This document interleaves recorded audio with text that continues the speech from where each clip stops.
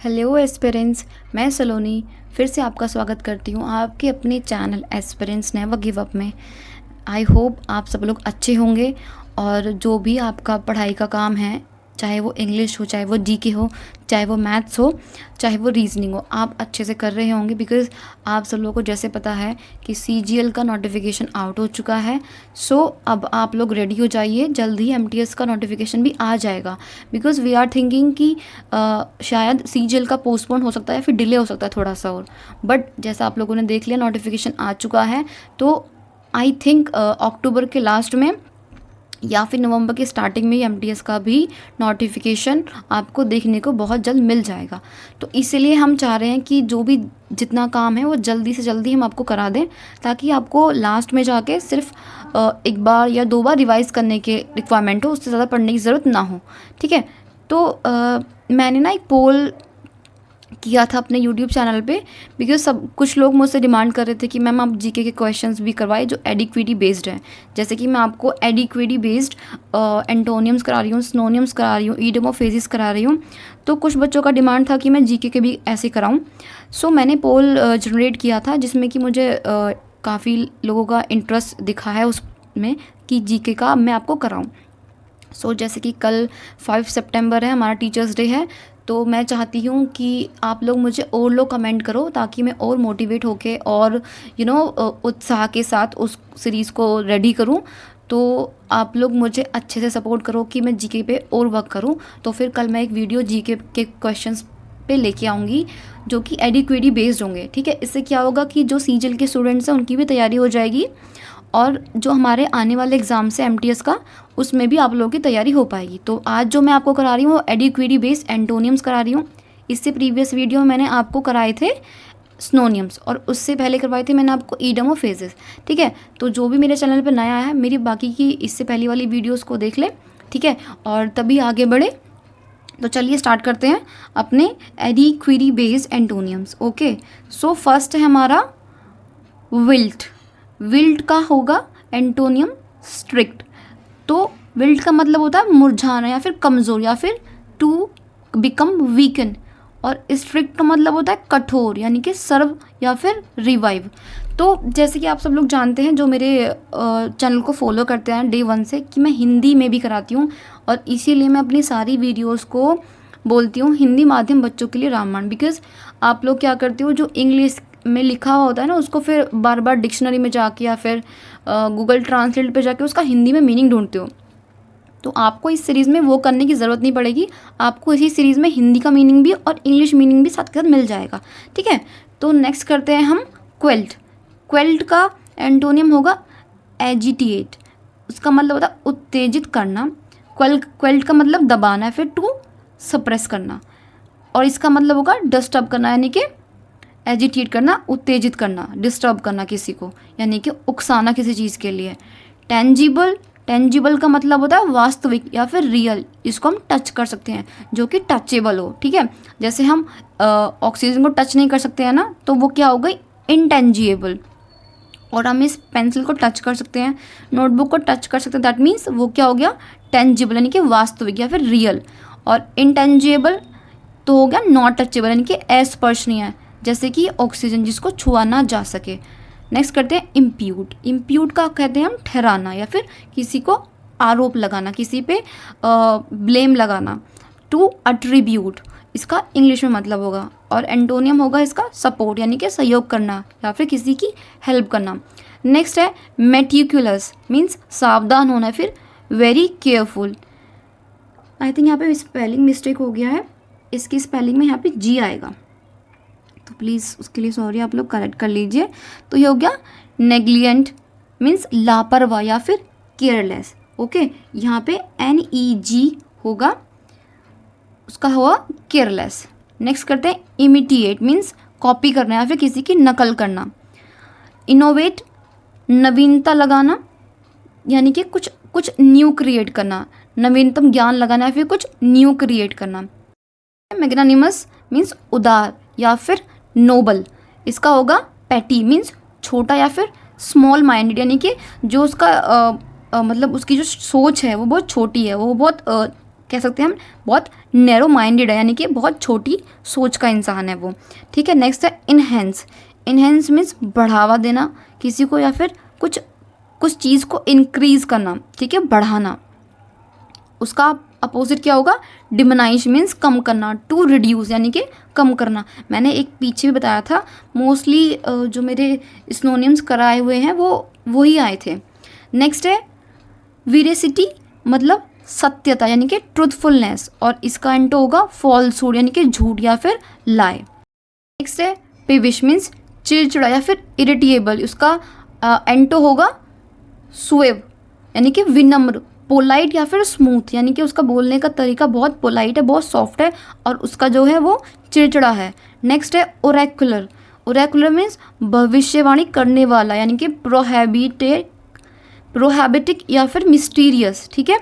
उसका अपोजिट होगा lucid means स्पष्ट या फिर क्लियर।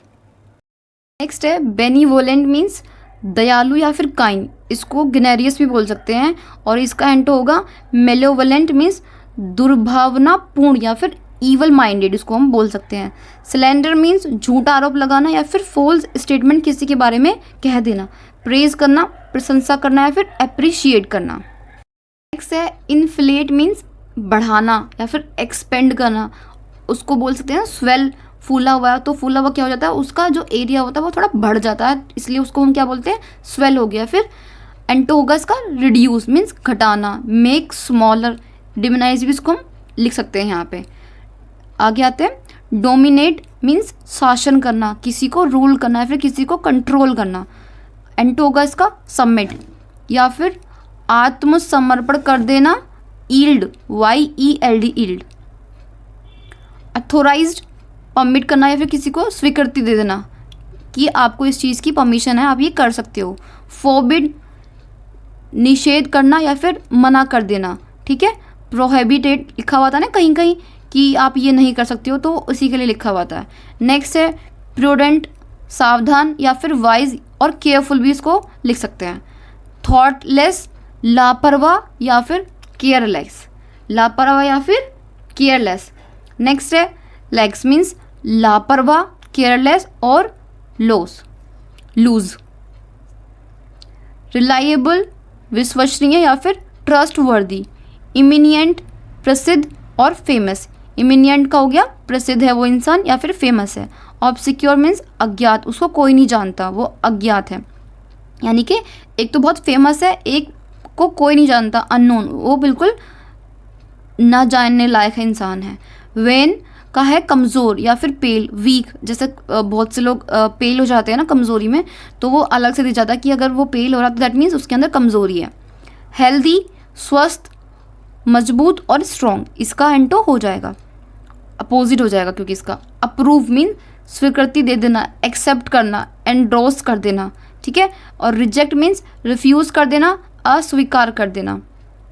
हॉस्टाइल, ये बहुत बार आता है, ये तो मुझे लगता है आई थिंक हर साल आता है। हॉस्टाइल अनफ्रेंडली, शत्रुता और अग्रेसिव, इसका एंटो होगा फ्रेंडली यानी कि काइंड, एमिएबल।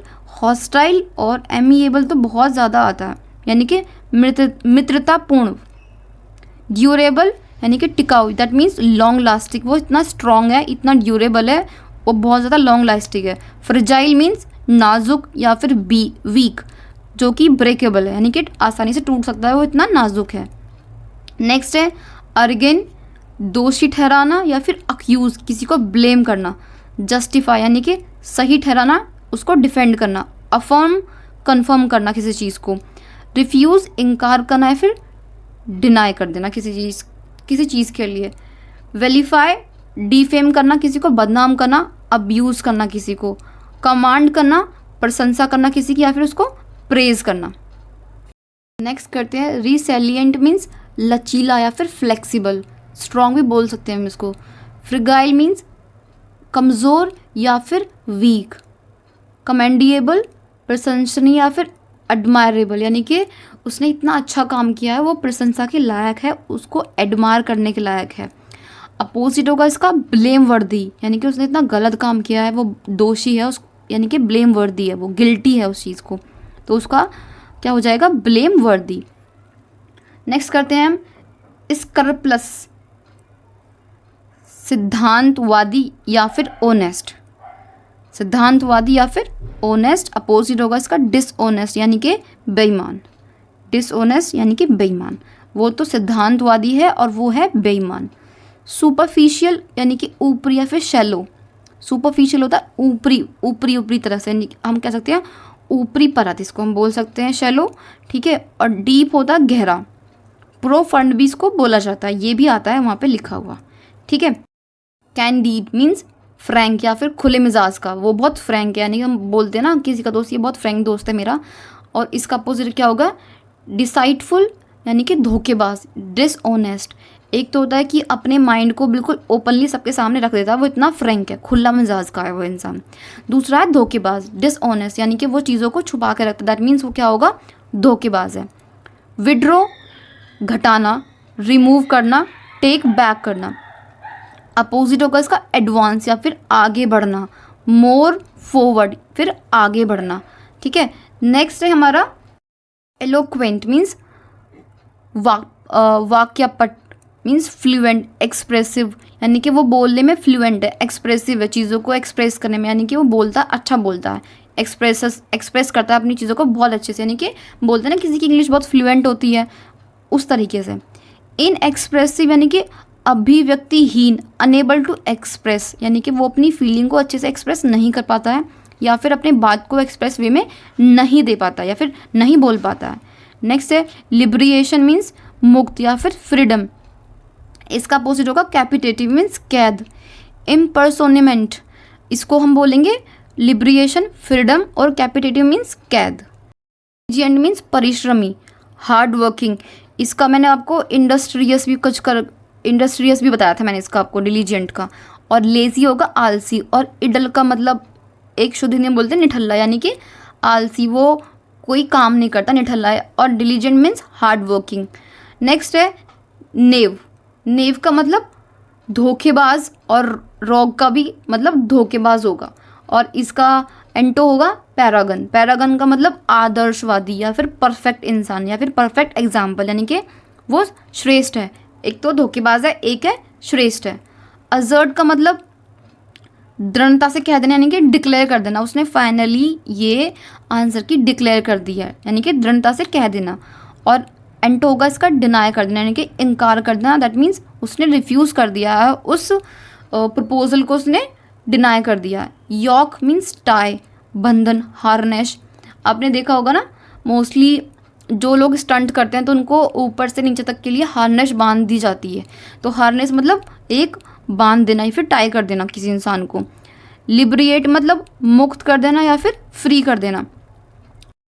सो नेक्स्ट है हमारा प्रोमिनिएंट मीन्स प्रमुख या फिर इम्पॉर्टेंट, मतलब वो बहुत इम्पॉर्टेंट है, प्रमुख है वो। अपोजिट होगा इसका ऑब्सक्योर मीन्स अज्ञात, अननोन। ऑब्सक्योर का मतलब मैंने आपको पीछे भी यहाँ पे करवाया था, आई थिंक समवेयर मैंने आपको करा, ये रहा। तो फेमस, इमिनिएंट का मतलब, और ऑब्सक्योर का मतलब। अब यहाँ देखो प्रोमिनेंट देख दिया, प्रमुख और इम्पॉर्टेंट। आगे है इसका ऑब्सक्योर मतलब अज्ञात, अननोन। तो ऐसे ही आपके आते हैं बन के, तो कुछ वर्ड हाफ का निकल के आ जाता है, कुछ एंटो निकल के आ जाता है, किसी का साइनो निकल के आ जाता है। इसीलिए मैं आपको एक वर्ड इंग्लिश का ईजी भी लिख देती हूँ ताकि आपको वहाँ पे जाके याद आ सके, और इसीलिए मैं उसका हिंदी मीनिंग भी लिखती हूँ और इंग्लिश में ईजी मीनिंग भी लिखती हूँ ताकि आप लोगों को वहाँ पे जाके याद आ सके कि इसका मैम ने या फिर दीदी ने इंग्लिश मीनिंग भी बताया था। नेक्स्ट है डेलिबरेट मीन्स जानबूझ कर करना या फिर इंटेंशनली करना, या फिर कुछ काम है जो उसने जानबूझ के किया, उसका इंटेंशनली उसका करने का इरादा था उस काम को। रैश मतलब लापरवाह या फिर केयरलेस। एक तो होता है जानबूझ के करना, एक होता है केयरलेस यानी कि लापरवाही से करना। नेक्स्ट है पॉम्पस मीन्स घमंडी या फिर एरोगेंट, और इसका एंटो निकल के आएगा सबमिसिव। विनम्र और हम्बल या फिर ओबेडिएंट भी हम इसको बोल सकते हैं। नेक्स्ट करते हैं वेंडिकेट। वेंडिकेट का मतलब दोष मुक्त करना है, फिर टू क्लियर ऑफ ब्लेम, उसको ब्लेम से मुक्त कर दिया, दैट मीन्स दोष मुक्त कर देना, वेंडिकेट कर देना उसको। अक्यूज़ करना, आरोप लगाना, टू ब्लेम, ठीक है। नेक्स्ट करते हैं अफ्लुएंट। अफ्लुएंट का मतलब धनी या फिर वेल्दी, और इसका अपोजिट होगा डेसिट्यूट मीन्स दरिद्र, एक्सट्रीमली पुअर, ठीक है। वो तो पैसों में बहुत वेल्दी है, बहुत धनी है, और डेसिट्यूट मतलब दरिद्र है, यानी कि वो बहुत पुअर है, पैसों में एक्सट्रीमली पुअर है। कमेंट मीन्स प्रशंसा करना, टू प्रेज करना किसी को, क्रिटिसाइज करना किसी की आलोचना करना है, यानी कि फाइंड फॉल्ट्स। एक तो उसकी प्रशंसा कर रहा है, दूसरी तरफ उसके अंदर फॉल्ट ढूंढा, यानी कि उसके अंदर क्या कमियां हैं। ल्यूसिड मीन्स क्लियर या फिर स्पष्ट। ल्यूसिड का क्या हो गया, एकदम क्लियर है, उसका जो भी इंटेंशन है वो एकदम क्लियर है। और वेग अस्पष्ट, यानी कि अनक्लियर, उसका जो भी काम है या फिर जो भी उसका एग्जाम्पल कुछ भी ले सकते हैं, वो क्या है, अस्पष्ट है, वेग है या फिर अनक्लियर है।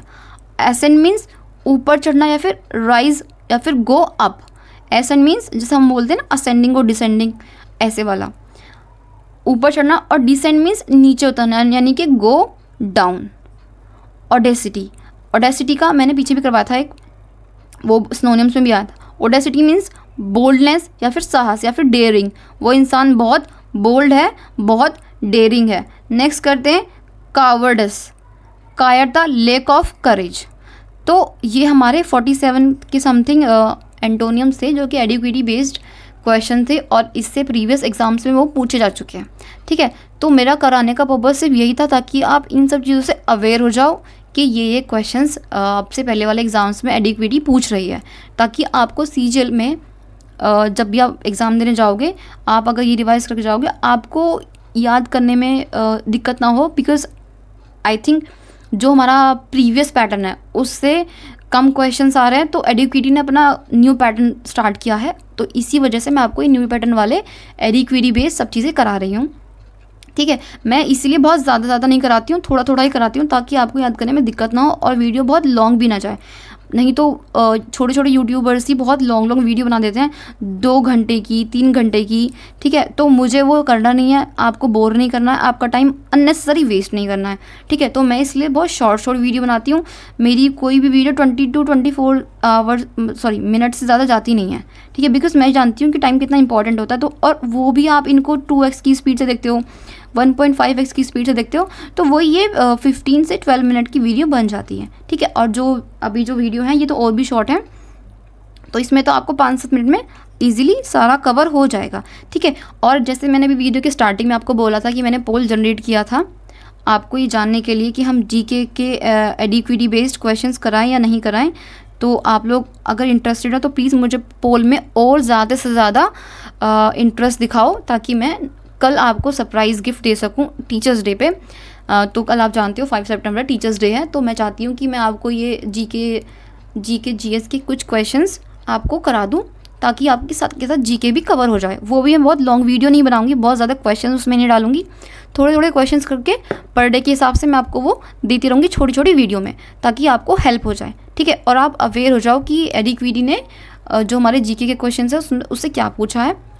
तो आप लोग पहले तो आपको ये अच्छे से करना है। ठीक है, ये अच्छे से करने के बाद आपको जीके पे फोकस करना है, बिकॉज ये जो एमटीएस का एग्ज़ाम है ये सिर्फ 2 चीज़ों पर बेस्ड है, आपकी इंग्लिश पे और जीके पे। इसके अलावा आपको मैथ्स और रीजनिंग क्वालिफाई करनी है। मैं ये नहीं बोल रही हूँ कि उस पर फोकस मत करो, जो स्टूडेंट सीजीएल के या फिर आने वाले एग्जाम्स में अपनी तैयारी कर रहे हैं वो उन पर भी फोकस करो, बट स्पेशली जो एमटीएस की तैयारी कर रहे हैं वो स्पेशली फोकस करो इंग्लिश पे और जीके जीएस पे।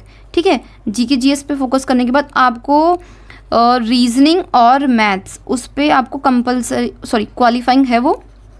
ठीक है, वो क्वालिफाइंग है, तो उसमें आपको 40 में से अगर आप 20 to 25 क्वेश्चंस भी अटैम्प्ट करके आते हो ना, सही होने चाहिए, तो वो आपको क्वालिफाइंग है, उसमें आपको इतना इशू नहीं होगा।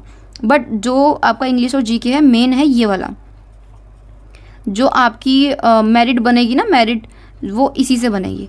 तो आपको जो फोकस करना है वो इंग्लिश और जीके जीएस पे करना है। ठीक है, तो आज के लिए इतना ही काफ़ी है। अब हम हमारी नेक्स्ट लाइव में मिलेंगे, दैट मीन्स हम कल लाइव में मिलेंगे। और मैं आपसे ये पूछना चाहती हूँ कि क्या मुझे लाइव का टाइमिंग चेंज करना चाहिए, बिकॉज अभी हमारी लाइव का टाइम 10 बजे है। ठीक है, और कल की लाइव में मैं आपको क्या कराऊंगी, ये जो मैंने अभी के एंटोनियम्स कराए हैं वो कराऊंगी, पूछूंगी मतलब आपसे। और जो मैंने इससे पहले वाले परसों स्नोनियम्स की वीडियो में स्नोनियम्स कराए थे, मैं आपसे वो भी पूछूंगी। इससे क्या होगा, आपके स्नोनियम्स और एंटोनियम्स कवर हो जाएंगे। मैं ऑलरेडी पहले से लिख के रखूँगी ताकि आपका ज़्यादा टाइम वेस्ट ना हो। ठीक है, तो चलो मिलते हैं कल नेक्स्ट वीडियो में। तब तक मुझे पोल में आप लोग रिप्लाई कर देना और प्लीज़ मुझे सपोर्ट करो। वीडियो को पूरा अच्छे से देखो। अगर आपको अच्छा लगता है मेरी वीडियो तो आप मुझे सब्सक्राइब कर सकते हो, मेरे वीडियोस को लाइक कर सकते हो, और प्लीज़ नीचे कमेंट बॉक्स में कमेंट करके ज़रूर जाना कि आपको मेरी वीडियो कैसी लगती है और मुझे आगे क्या इंप्रूव करना चाहिए, या फिर आपको मेरी वीडियो में क्या चीज़ अच्छी लगती है। ठीक है, तो ज़्यादा टाइम ना वेस्ट करते हुए मिलते हैं आपसे नेक्स्ट वीडियो में। तब तक के लिए take care, bye bye, thanks for watching.